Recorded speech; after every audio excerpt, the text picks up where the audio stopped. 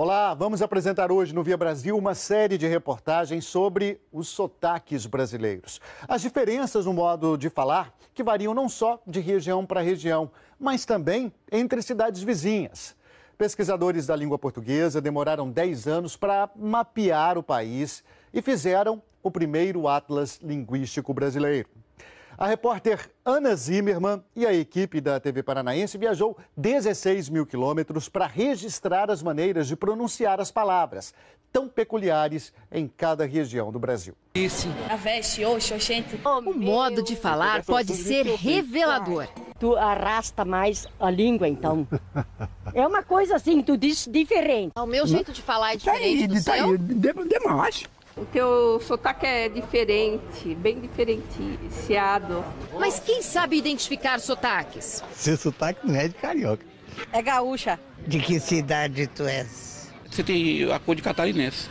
Você fala mais moderno um pouco. Você nasceu na onde? Eu nasci no Paraná. Paraná, você é paranaense, muda de língua um pouquinho, a língua fica mais enrolada, mais embolada. O que a gente vai reconhecendo de ouvido, os pesquisadores da língua portuguesa decidiram pôr em um mapa. É o primeiro Atlas Linguístico Brasileiro, que levou 10 anos para ficar pronto. Nesta sala, na Universidade Federal da Bahia, estão 3.000 horas de gravações, entrevistas feitas em todo o país e que baseiam a pesquisa. Para realizarmos essas 250 cidades entrevistadas, os 1.100 informantes, não é? Nós tivemos que percorrer 257.800 quilômetros, o que significa quase 7 vezes a volta em torno da Terra, exatamente na área do Equador. Existe um sotaque padrão do Brasil, professora? Não. Existe um certo e um errado? Também não. Não é? O certo e o errado é o que se fixa numa coletividade, não é? Agora, o que acontece é que certos usos acabam encontrando mais privilégio do que outros, por razões que não são linguísticas.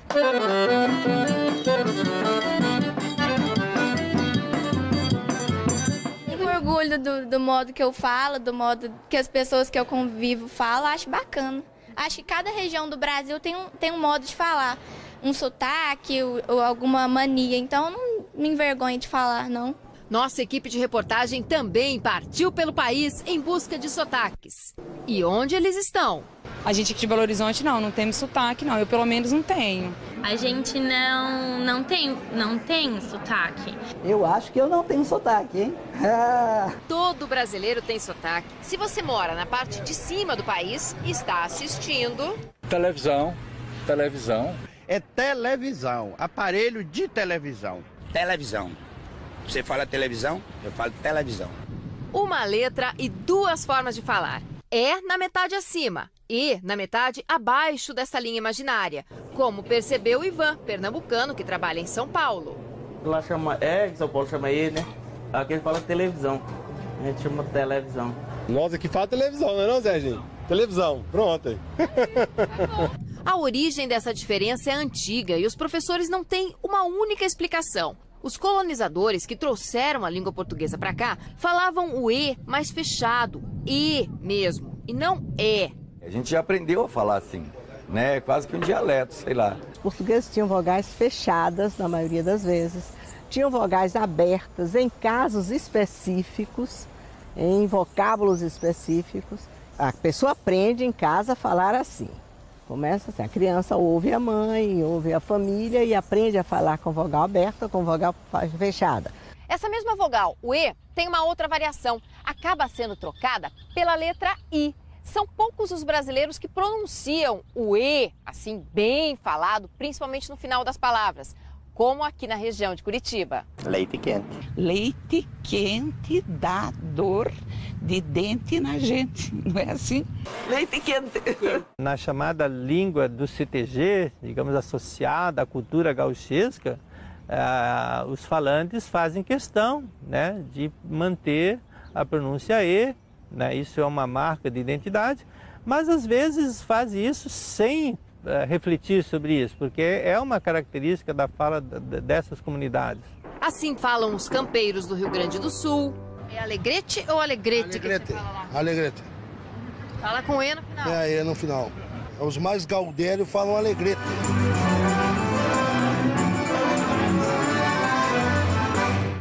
Os de Mato Grosso. Segura! Olha o leite da Figueira, hein? Como é que é? Leite? É como se fala no interior de São Paulo. Leite quente dói os dentes, justamente os da frente. Mas a maioria dos brasileiros acaba mesmo falando E como se fosse I. Você escreve doce, mas fala doce. Eu falo doce. Doce de Você leite. fala doce. E com a letra O acontece algo parecido. Ela vira U. É o costume em alguns lugares. Ou será costume? Costume. A forma como a gente fala é costume. Essa troca da letra E pelo I e do O pelo U é muito antiga. Acontece no português de Portugal desde antes do descobrimento do Brasil e foi trazida para cá justamente pelos portugueses. Eu tenho 2 meninos. Aqui como é que se falaria? Eu tenho 2 meninos. Meninos mesmo. Em Portugal, meninos. Meninos. Engole o I. Esta troca de vogais se multiplica. É um fenômeno comum no português, a assimilação, chama harmonização vocálica, né? O O se assimilar com o U, por exemplo, coruja, né? A gente encontra em algumas regiões aqui do Pará a pronúncia assim, canoa, canua, proa, prua. Então se diz, a canoa estava cheia de pupa a prua, de popa a proa. Então bulo. E é difícil de explicar isso também. Conversamos com as professoras de regiões onde se fala de um jeito que não é como se escreve. A gente fala correndo ao invés de correndo, andando ao invés de andando. Então é comum que isso seja transposto também na escrita, principalmente os alunos das séries mais iniciais. Mas pode isso até o ensino médio? Pode, ainda há ocorrência disso no ensino médio. E aí tem que corrigir, tem que fazer revisão. Sim, sempre enfatizando para os alunos que a linguagem formal, a gente precisa dela principalmente no papel. É porque a gente fala muito rápido. Tipo, em vez de eu vou embora, a gente fala vamos embora.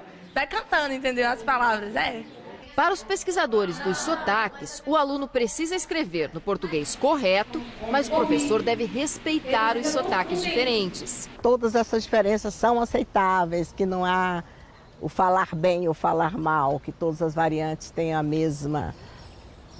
deviam ter o mesmo prestígio, podem ter a mesma aceitação. Deve continuar, nós não tirar o nosso ai, não. Estudado nós é. Nós fala errado porque nós quer. São as variações da língua que temperam um cardápio bem brasileiro. Arroz, feijão e carne. Arroz, feijão e carne. Com R bem puxado, carne. Carne. Existem várias receitas para falar a letra R. Carne. Carne. Aí a pronúncia mudou. E de onde veio esse R carioca? Fomos até o Paço Imperial, palácio onde morou Dom João VI no Rio de Janeiro. Os portugueses que chegaram aqui há 200 anos achavam chique imitar os franceses. Era moda na época. A França era um polo de cultura importante. E, curiosamente, né, a corte, né, era, de certo modo, afrancesada. Né? Em francês, o R é mais forte e essa marca ficou. A gente carrega no R, a gente carrega no R, né? Porta. Rio de Janeiro. Eu sou do Rio de Janeiro mesmo, carioca da gema. Um pouco mais suave que a pronúncia carioca, sai da garganta também o R ouvido em Belo Horizonte e nas capitais do Norte e do Nordeste. É um R gutural. Eu digo porta. Porta. É quase um H. É um som quase de H. Porta.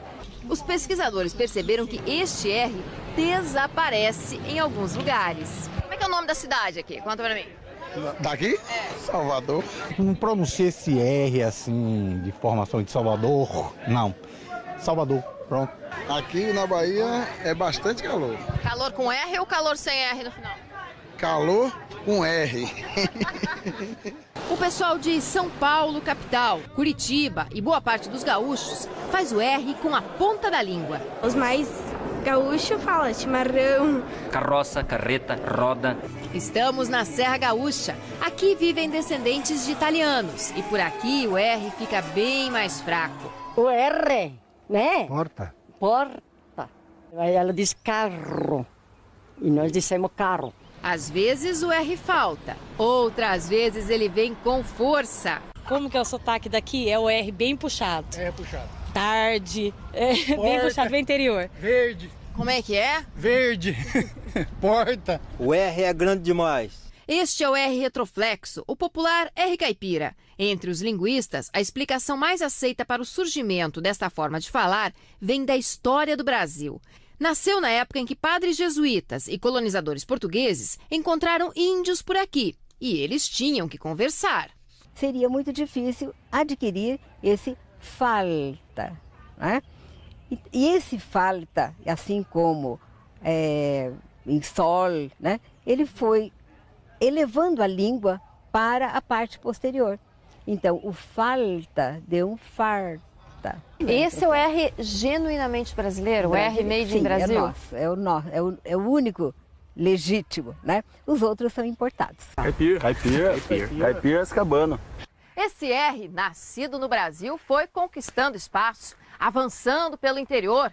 Está no campo, na cidade, na boca de homens e mulheres de todas as classes sociais. O que fica na entrada da fazenda? A porteira. Vamos falar sério. É a porteira.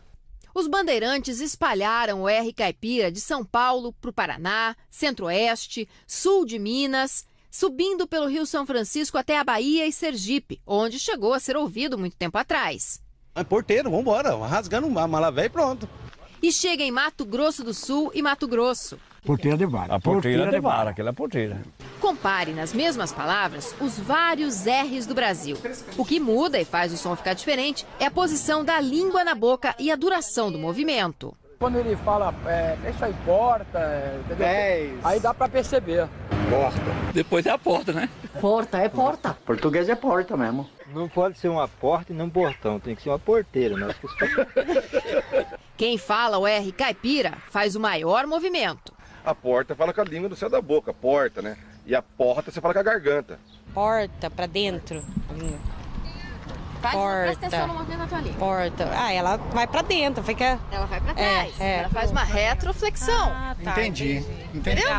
O movimento da língua é quase que enrolado. Quando se fala por, veja, a língua se enrola um pouquinho. Nós temos o por e o porta.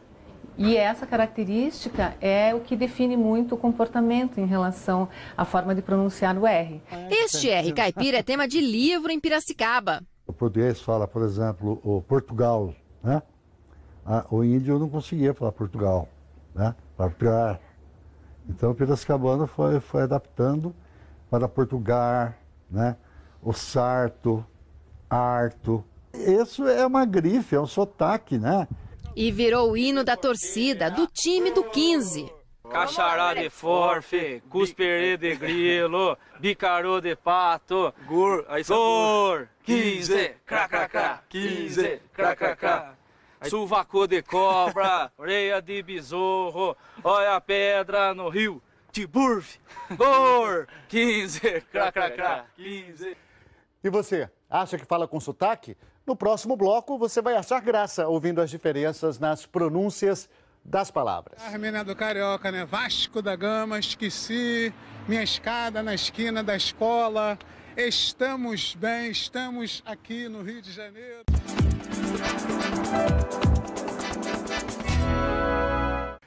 O mapa linguístico do país registrou todas as diferenças na forma de pronunciar as palavras, que enchia muito os S's carregados e as sílabas suprimidas. Mas como diz uma menina entrevistada, todo mundo fala português e não existe uma forma mais certa ou mais bonita.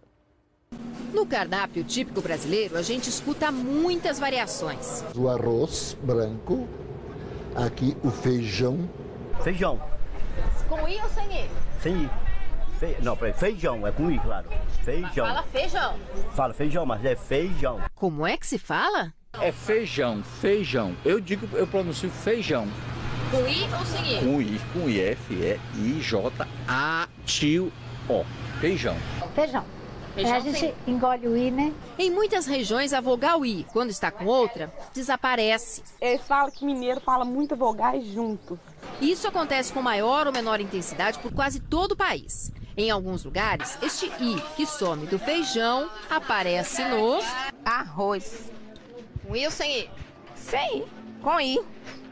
É na Bahia onde esse I aparece com mais força. Ele não existe na escrita, mas é ouvido por toda parte. O pessoal fala arroz. Esse I, assim, é uma vício de linguagem, tipo baianês. Perceba a mudança na forma de falar a letra final da palavra. É arroz. Arroz. Fala-se arroz, assim. Arroz. É com Z, com S ou com X? Manezinho fala com X. Mesma coisa que 2, 3. Este chiado deu origem a uma tabela nacional no Atlas Linguístico.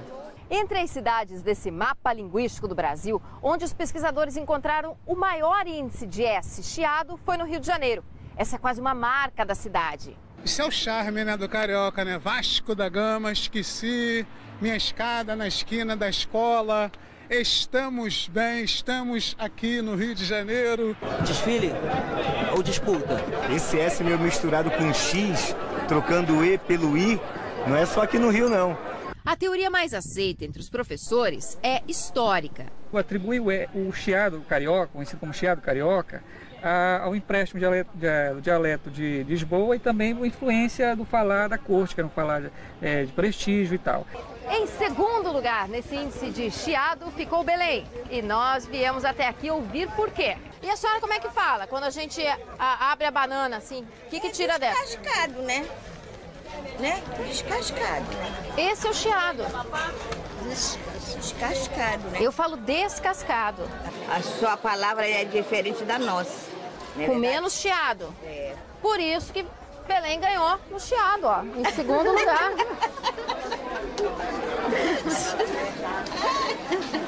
O chiado está na fala de 82% das pessoas que nasceram na cidade. As capitais do norte, Manaus, Belém, Manaus e Macapá, tem esse chiado.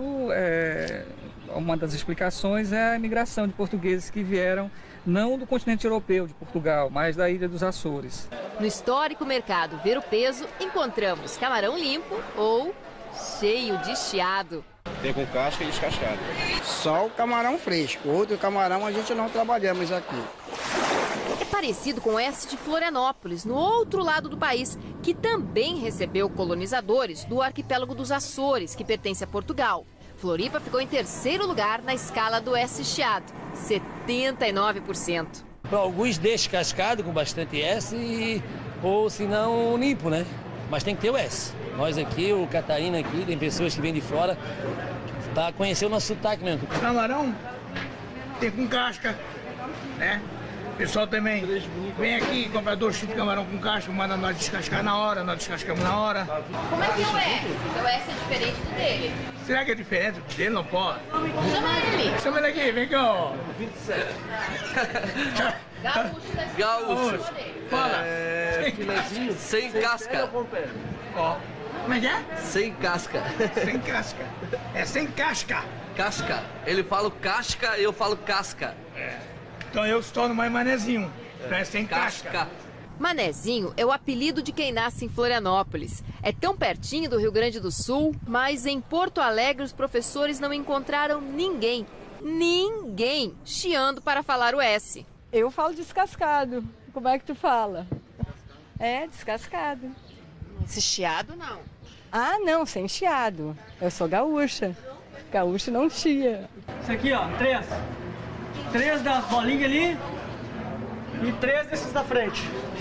Escute novamente a mesma palavra em vários tipos de S. 3? 3, não tem esse I no Sem final. o I. Sem o I no final. E cada um fala como aprendeu, onde nasceu. Sou manezinha. Que é? Com muito orgulho. É? Sim, vergonha do quê? Se é a nossa terra linda. É o ouvido que vai fazendo aquele som costumeiro e a gente vai aprendendo a pronunciar as coisas como todo mundo. O sotaque é um fenômeno natural de todas as línguas do mundo. Todas as línguas, por menores que estejam, elas dentro delas, tem variação. Então, não existe uma língua sem variação. E a pessoa vai se adaptando aos contextos onde ela vai se encontrar. Isso é característico de alguns políticos, por exemplo. Alguns políticos, quando eles vão fazer campanha em zonas onde tem uma escolaridade muito baixa, então eles tentam adaptar a sua maneira de falar à comunidade. Quem fala com bastante sotaque estrangeiro é o professor Abdelak Haski, que é marroquino, estudou na França e leciona no Departamento de Letras da Universidade Federal do Pará. Quando eu cheguei no Brasil, por exemplo, nos primeiros momentos eu confundia secretária e secretaria. Entrava na secretaria da pós-graduação e dizia, eu quero falar com a secretaria, em vez de dizer, eu quero falar com a secretária.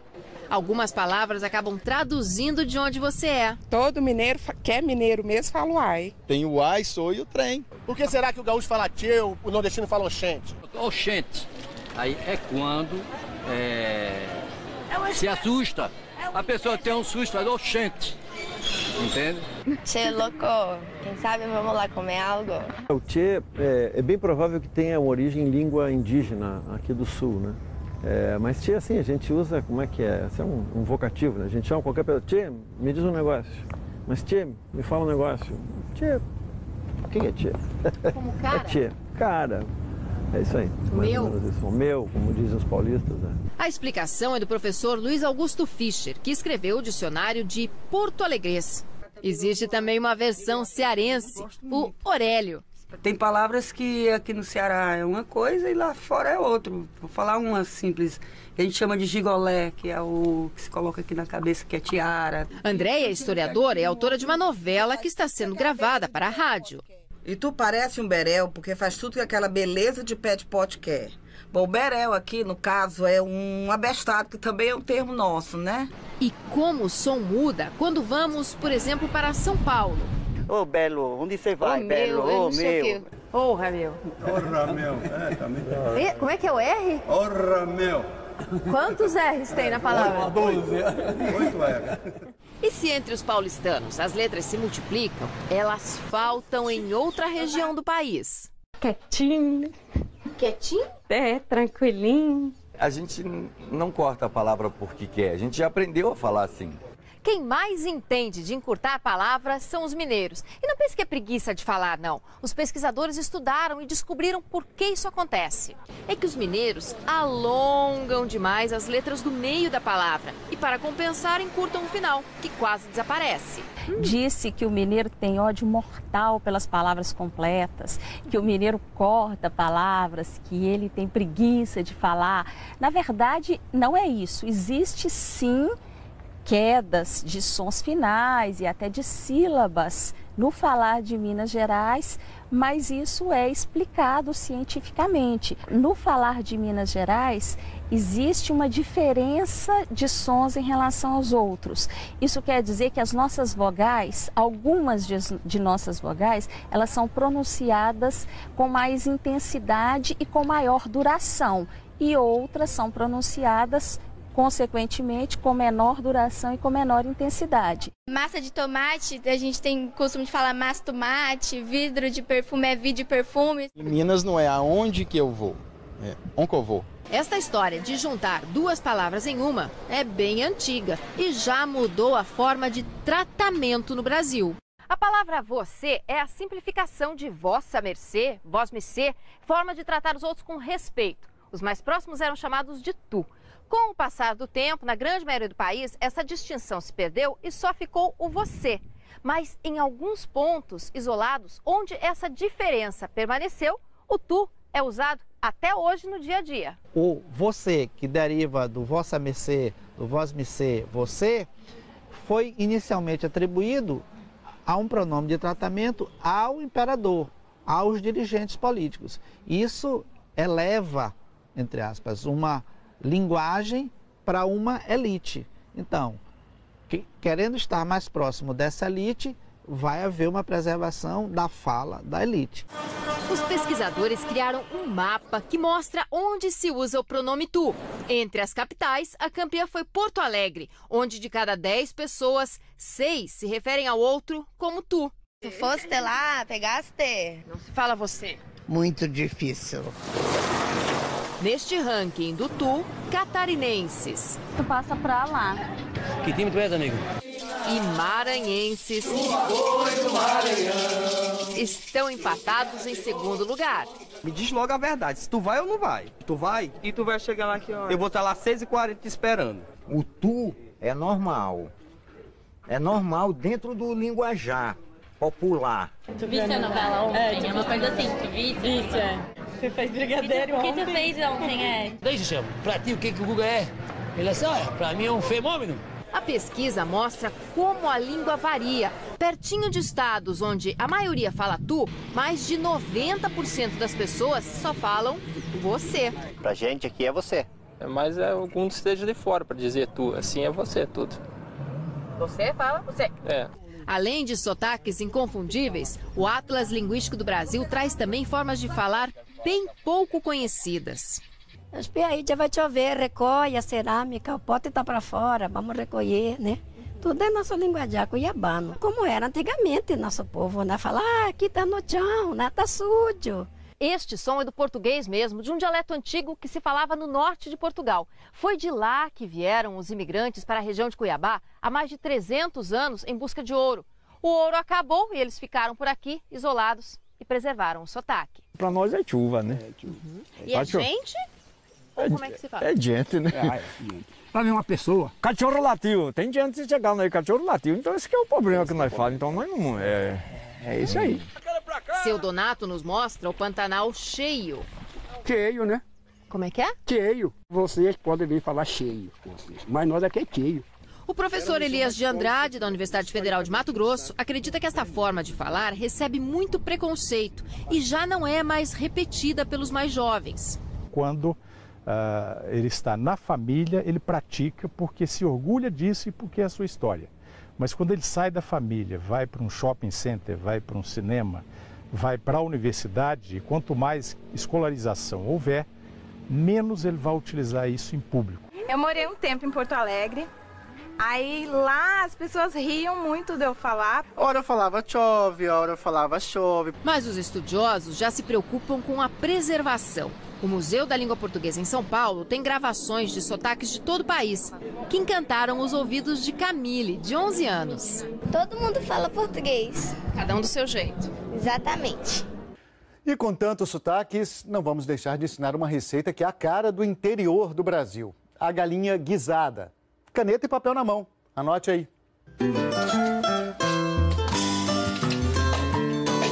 E na cozinha de muitas donas de casa, a galinha caipira ainda é um prato que faz sucesso. Anote aí os ingredientes que nós vamos precisar para preparar uma galinha guisada. Uma galinha caipira inteira já picada, 3 dentes de alho amassados com pimenta do reino a gosto, cheiro verde a gosto, sal também a gosto, 2 colheres de vinagre, 1 colher de coloral e, por fim, um tablete de caldo de galinha. Agora a dona Cleonice Silva vai ensinar pra gente como é que faz essa delícia, um frango caipira, receita que ela aprendeu com a mãe. Conta pra gente como é que a senhora aprendeu essa receita, dona Cleonice. Não, eu vi a mãe fazendo, aí eu aprendi. Eu ficava prestando atenção, aí pouco mais eu fui fazendo, ela ia saindo pro açude, eu ficava em casa e fazia. Sal a gosto. Depois vem o vinagre.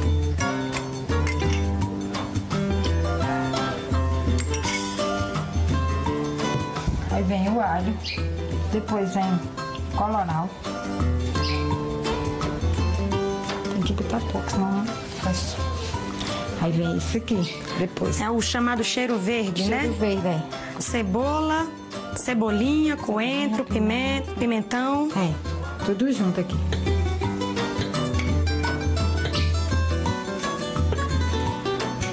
Coloca o caldo, né? É que depois que misturar, deixa descansar por no mínimo quanto tempo? Uns 10 minutos, mas quanto mais tempo, melhor. Pra pegar o sal, pegar o tempero direitinho.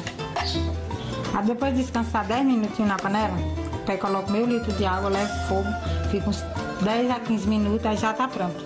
Depois de 15 minutinhos na panela de pressão, o resultado é esse: mesa farta e família reunida.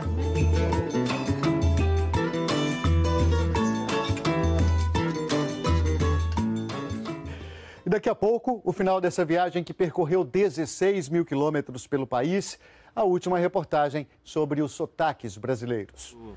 Cantado, assim, a gente fala rápido. Paulista fala cantado. Quem fala mais cantado?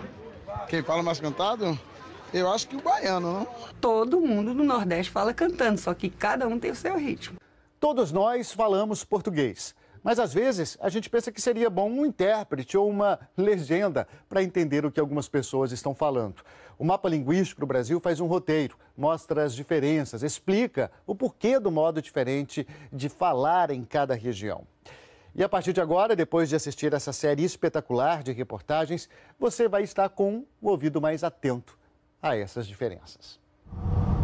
Na viagem em busca de sotaques do Brasil, percorremos 16 mil quilômetros, nem sempre de carro. Nos perdemos, pedimos informação. Passa em cima da boca. Agora você não passa o primeiro lá antes, não. Essa direção aqui. Você tá de carro aí? Seguindo o asfalto não tem erro, pra sair do futuro. Essas variações regionais, os sotaques, são mais marcantes quanto mais a gente se afasta das capitais, das grandes cidades. E a gente partiu em busca disso. E ouviu conversas que foram até difíceis de se entender. É porque lá no mar a gente tem que fazer na ligeireza. Canoa é uma coisinha pequena, é quase imitando a rabeta. É, a rabeta, esses que tem esse rabudinho agora atrás, né? Vai parar, Gopirapema, Tambaqui Dourada, Piripipim. Não são apenas as palavras, mas o ritmo de falar que muda bastante. Ô, Catarina fala um pouco cantado. A gente fala meio cantado, assim, a gente fala rápido. Paulista fala cantado. Quem fala mais cantado? Quem fala mais cantado? Eu acho que o baiano, não? Todo mundo no Nordeste fala cantando, só que cada um tem o seu ritmo. Cada um, né? De repente tudo é bonitinho. Aqui é futevôlei, não tem muito aqui não. Mas o nome deste jogo, que se escreve assim, futevôlei, pode ser ouvido de forma bem diferente no Rio de Janeiro. Futevôlei. Mas é futevôlei. Ué, mas para escrever, a pronúncia que é diferente. As pessoas percebem que existem duas maneiras de se falar as sílabas TI e DI. O pessoal do Sul fala de tarde e a gente fala de tarde. Em Pernambuco e na Paraíba, a regra é falar assim. Dia. É a forma preferida também em outras regiões do Nordeste. Tem interiores aqui no próprio Maranhão, interior do Maranhão, que tem esse arrastado do ti para ti. E está em Santa Catarina. Cada 15 dias a gente se reúne. Mas os professores acreditam que esta pronúncia está com os dias contados. O que está perdendo espaço, apesar dessas áreas se predominar o ti e o di, né? A tendência é que essa variável perca espaço ao longo do tempo. Os pesquisadores constataram que em algumas cidades do interior de São Paulo, a maioria das pessoas fala o T e o D de uma forma, mas é a outra forma que é considerada mais sofisticada, principalmente pelas mulheres. Dia, noite, te quero, te amo. Hoje eu falo, não, eu te amo, amor, eu te amo. Ai, qual que é mais bonito? Eu te amo. Ah, por quê? Porque te amo dá um ar muito de caipira, né? É uma escolha baseada no prestígio que tem cada sotaque. Fenômeno que se repete na região norte do país. Aqui na região belenense, se as pessoas quiserem usar uma variante que tem mais prestígio, elas provavelmente vão optar por dizer tia e dia, porque é isso que goza mais prestígio aqui. Estas formas de se falar agora estão registradas em mapas que podem ajudar professores, alunos e que trazem curiosidades históricas. Os professores pesquisaram mais de 200 palavras faladas de maneiras diversas pelo país. Tem a sinaleira, aí pega a direita. Segunda sinaleira. É assim no sul do Brasil, em Salvador. É, sinaleira. Já no Rio de Janeiro... Nós chamamos aqui de sinal. O carioca não usa sinaleira, não. Farol. Nem farol. É só ir para São Paulo. Aqui é farol. Algumas palavras mudam de sentido. Em Pernambuco, farda é a roupa usada por estudantes e uniforme é o traje da polícia. Farda. A gente chama de farda. É camisa da farda, usar o... A gente não tem o costume de chamar de uniforme. Vice? A senhora entendeu? Viu? Tá certo. Veja agora se vocês entendem esta. Missy. Eu não sei o que é Missy.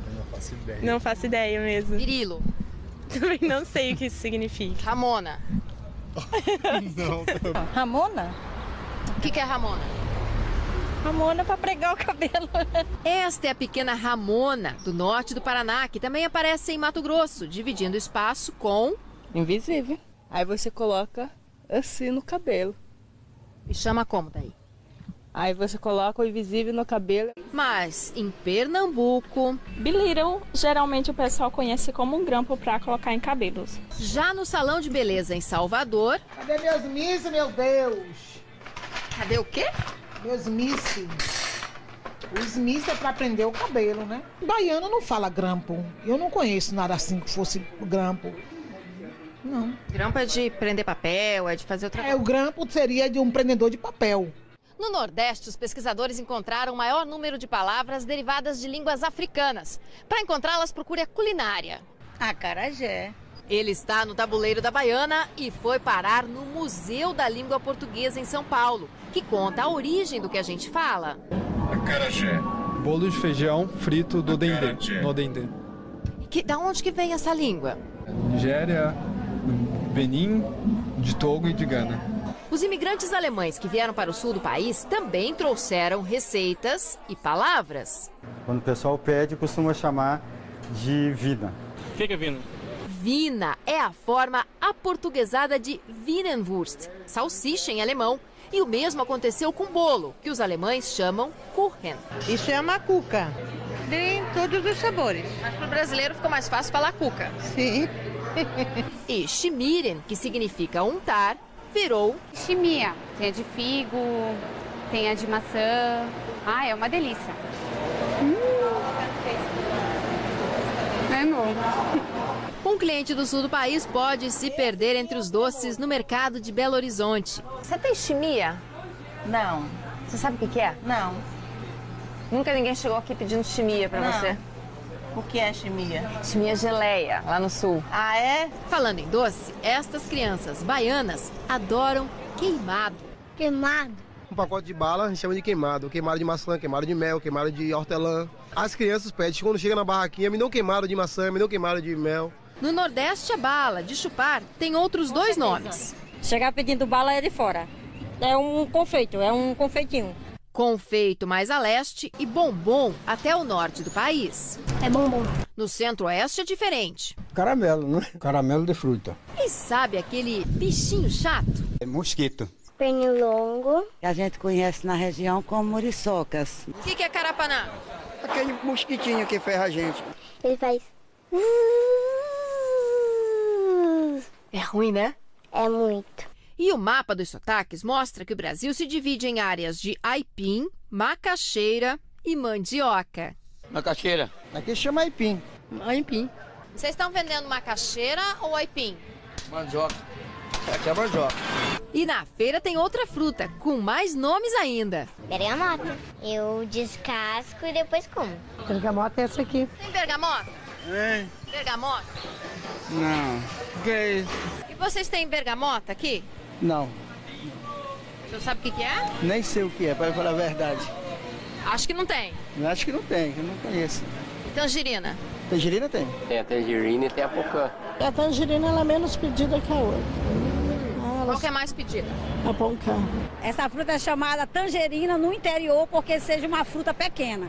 Aqui em São Luís, a tangerina é chamada de tanja. Tangerina eu já ouvi falar, mas aqui é mexerica mesmo. Tem um chama mexerica, outro chama cravo, outro chama aquela cocã, outro chama espirro de bode, tem diversos nomes. Espirro de bode? É. Essa é a mimosa. Não, mimosa não. Aquela tangerina, ela é estilo a tangerina rio importada. Mimosa? Não conheço fruta com o nome de mimosa, não. Aqui é mexerica. Inclusive no dicionário, mexerica e tangerina é a mesma coisa. Agora, outros nomes são dados devido às regiões, né? Mas o freguês insiste em querer tangerina. Eu não conheço tangerina. O senhor vende a mexerica, né? Vendo mexerica. Cada um fala do jeito que quer, né? De suas maneiras, né? Minha língua é essa mesmo. Daqui para onde eu for, a minha língua é essa. O sotaque, o jeito de falar, as coisas da cultura caipira, ele defende e tem orgulho disso. Tá certo? Vamos agora conhecer Maragogi, onde ficam as mais belas praias do litoral entre Alagoas e Pernambuco. As águas são tão tranquilas e transparentes que nem parece que você está no Oceano Atlântico. A visita às piscinas naturais dentro dos arrecifes, que ficam a 6 quilômetros da areia, é um passeio imperdível. Nosso passeio começa pela orla de Maragogi. Aqui fica localizada a pequena colônia de pescadores. É possível encontrar um rico artesanato e muitas histórias, como a de seu Nivaldo, que deixou São Paulo para viver no paraíso. A qualidade de vida, em primeiro lugar. Principalmente a gente que vem de uma região conturbada, que é o Sudeste, tudinho, e chega aqui e encontra uma beleza natural dessa aqui, não tem como não permanecer. Na praia conhecemos os pequenos artesãos que transformam palhas de coqueiro em esculturas. Eu aprendi com meu irmão, aprendi olhando. Meu irmão estava fazendo, eu peguei e fiquei olhando, depois fui fazer. O que as pessoas falam dessas esculturas que você faz? De que é uma obra de arte. Ele disse que é para eu viajar no mundo para ver se eu vou ganhar algum dinheiro. E que lugar é esse que atrai turistas do mundo todo? O destino das férias deste casal português é o mesmo há 6 anos. As pessoas são extremamente acolhedoras. No hotel as pessoas recebem-nos muito bem. Inclusive a própria cidade é uma cidade muito tranquila, a vila. Nós podemos andar à vontade, sem problemas. E a paisagem é única no Brasil. O que tem de bom para fazer aqui em Maragogi? Primeiro, descansar, fundamental. É isso que nós fazemos quando saímos para férias. Depois é esta paisagem, este cenário que eu não encontro em mais lado nenhum. É um cenário realmente inimaginável. E é isso que nos traz cá muitas vezes. E como disse a Maria Antonieta, também as pessoas, porque realmente e a interação que fazemos aqui com as pessoas da cidade, porque é fácil esta comunicação, é que nos faz trazer, muitas vezes. Essa não vai ser a última, provavelmente. Provavelmente não será a última. Outras virão com certeza. Aqui é possível caminhar ouvindo esse barulho. É desse ponto da praia, aqui no centro de Maragogi, que as embarcações partem rumo às piscinas naturais. Os arrecifes de corais ficam a aproximadamente 6 quilômetros daqui da costa. Eles vão encontrar dentro de nossas piscinas naturais a maior biodiversidade de todo o estado, e por que não dizer do Brasil. Segundo os biólogos, Maragogi é a segunda maior piscina natural do mundo. Então nós vamos encontrar várias diversidades, diversas espécies de peixes, corais. As piscinas naturais de Maragogi fazem parte da segunda maior costa de corais do mundo e todo o litoral é privilegiado. Ao norte do município, nossa primeira parada, Praia de Barra Grande, onde o verde do mar convida a um mergulho. No local, muitas casas de veraneio. Este turista de Minas Gerais diz que nunca encontra lugar melhor para ficar. Para nós, mineiros, nós não temos isso. Então, isso para nós aqui é uma coisa maravilhosa, né? A gente chega aqui, é uma coisa deslumbrante, que você chega, vê essa paisagem, esse mar, né? Isso é muito maravilhoso. E como é bom contemplar a natureza. Sentir a areia fininha e as águas mornas.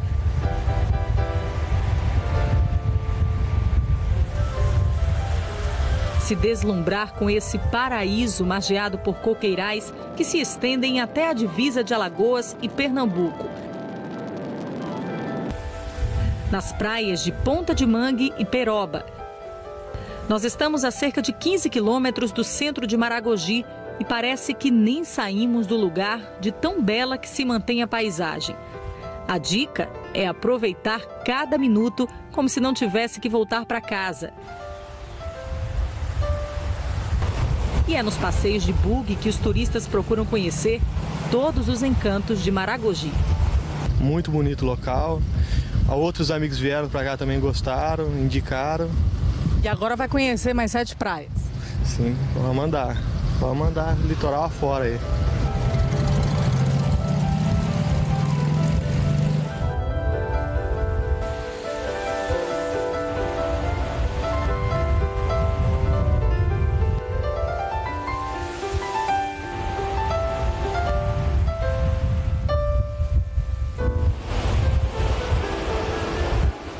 E são com as imagens de Maragogi que encerramos o nosso programa. Eu vejo você na próxima semana. Até lá!